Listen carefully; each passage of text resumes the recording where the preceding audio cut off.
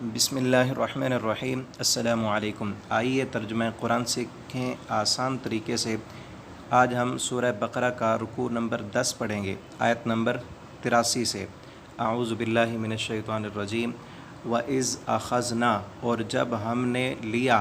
میثاق پختہ وعدہ، بنی اسرائیل سے، لا تعبدون کہ نہیں تم عبادت کرو گے، الا اللہ مگر اللہ کی، وبالوالدین اور اپنے والدین کے ساتھ، احسانہ حسن سلوک کرو گے، وذی القربیٰ اور قریبی رشتہ داروں کے ساتھ بھی حسن سلوک کرو گے، والیتامى اور یتیموں کے ساتھ بھی، والمساکین اور مسکینوں کے ساتھ بھی، وقولوا اور کہو گے تم، للناس لوگوں کے ساتھ، حسنا اچھی بات، اچھی لوگوں کے ساتھ احسن انداز کے ساتھ کلام کرنی ہے، وَأَقِيمُوا الصَّلَاةَ اور قائم کرو گے تم نماز کو، وَآتُوا الزَّكَاةَ اور زکوٰۃ بھی ادا کرو گے، ثم پھر تولیتم پھر گئے تم، الا قلیلا مگر تھوڑے تم میں سے، سب اس وعدے سے انہوں نے منہ موڑ لیا مگر تھوڑے تھے جو اس وعدے پر قائم رہے، وَأَنْتُمْ مُعْرِضُونَ اور تم سب اس سے اعراض کرنے والے تھے۔ اس آیت میں دیکھیں دو لفظ نئے ہیں، وَآتُوا اور تولیتم پھر گئے تم، وَآتُوا اور دو گے تم زکوٰۃ۔ باقی لفظ ہم اردو میں بولتے ہیں اخذنا، اخذ کرنا پکڑنا، میثاق مدینہ یہ ہم عہد و میثاق اردو میں بولتے ہیں، بنی اسرائیل بھی ہم اردو میں بولتے ہیں، تعبدون عابد معبود عبادت ہم اردو میں بولتے ہیں، اللہ کا لفظ بھی بولتے ہیں، بالوالدین احسان، ذی القربیٰ قریبی رشتہ دار ہم بولتے ہیں، یتیم مسکین انسان، حسن سلوک نماز قائم کرنا، اور صلاۃ بھی ہم اردو میں بولتے ہیں۔ تو یہ تھوڑی سی توجہ کے ساتھ آسانی کے ساتھ انسان قرآن کا ترجمہ کرنا سیکھ جاتا ہے۔ آپ وقت نکالیں، محنت کریں قرآن کے لیے، آپ کی زندگی بدل جائے گی۔ یہ قرآن زندگیوں کو تبدیل کر دینے والی کتاب ہے۔ آپ اسے خود بھی پڑھیں اور اپنے بچوں کو بھی پڑھائیں، آپ کی ساری پریشانیاں دور ہوں گی، آپ کے غم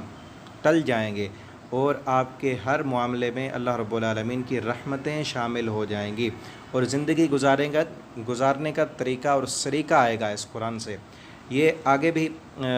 بنی اسرائیل سے جو دوسرا وعدہ لیا گیا تھا وہ ہے وَإِذْ أَخَذْنَا اور جب ہم نے لیا پکڑا، میثاقکم تم سے پختہ وعدہ، لا تسفکون کہ نہیں تم بہاؤ گے، دماءکم اپنے خون، ولا تخرجون اور نہیں تم نکالو گے، انفسکم اپنوں کو، من دیارکم اپنے گھروں سے،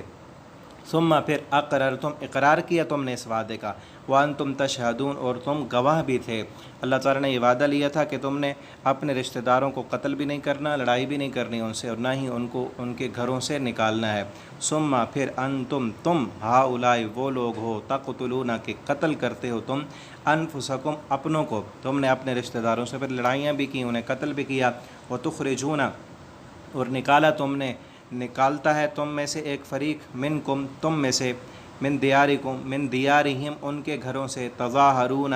وہ ظاہر کرتے ہیں، تظاہرون ان پر غلبہ پاتے ہوئے، ان پر زیادتی کرتے ہوئے، علیہم ان پر، بالاسم گناہ کے ساتھ، والعدوان اور زیادتی کے ساتھ، وَإِن یأتوکم اور جب آتے ہیں تمہارے پاس، اسرا قیدی، تفادوہم تو فدیہ دے دیتے ہیں ان کو، وہو محرم حالانکہ حرام ہے، علیکم تم پر، اخراجہم ان کا نکالنا۔ یہ اپنے قبیلوں کے ساتھ دوسرے یہودیوں کے ساتھ لڑائی کرتے، انہیں ان کے گھروں سے نکال دیتے، قتل بھی کرتے، اگر وہی ان کے رشتہ دار پھر قیدی بن کر جب آتے تو پھر فدیہ دے کر انہیں چھڑوا لیتے، اور کہتے تھے کہ ہماری تورات میں یہ لکھا ہوا ہے کہ قیدیوں کو فدیہ دے کر چھڑا لو، حالانکہ